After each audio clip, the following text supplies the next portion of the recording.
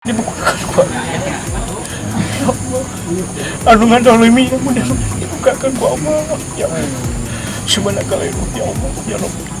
Subhanallah, atina fid dunya hasanah wa fil akhirati hasanah.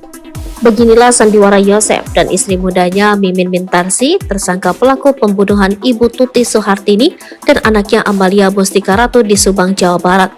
Seperti diketahui, setelah 2 tahun menjadi misteri, akhirnya pembunuhan ibu dan anak di Subang terungkap, di mana polisi menetapkan 5 tersangka pelaku pembunuhan ibu dan anak di Subang tersebut, yakni suami sekaligus ayah dari korban Yosef, Emram Danu alias Danu, keponakan Tuti, Mimin istri kedua Yosef, Arigi Reksa Pratama anak dari Mimin, dan Abi anak dari Mimin.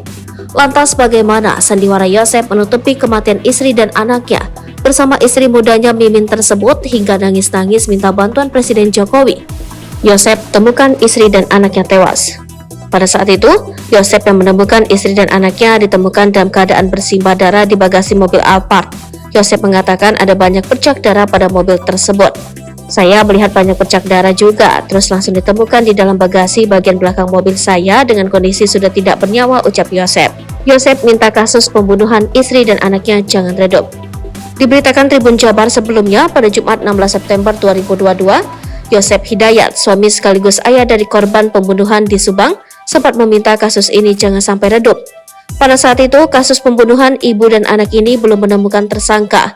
Namun kini tersangka kasus pembunuhan di Subang terungkap, salah satunya adalah Yosef sendiri. Ditetapkan menjadi tersangka, pengakuan-pengakuan terdahulu Yosef menjadi sorotan publik.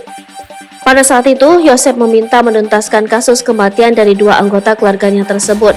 Bahkan pada saat itu, Yosef sudah menyurati Presiden Jokowi terkait kasus tewas istri dan anaknya tersebut. Minta perhatian kepada pemerintah, juga terutama Pak Jokowi yang kemarin sudah kami surati.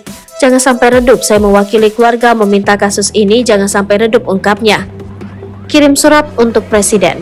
Yosef sempat meneteskan air mata saat membacakan isi surat yang intinya meminta agar kasus perampasan nyawa terhadap istri dan anaknya segera diungkap dan tidak dihentikan proses penyelidikannya.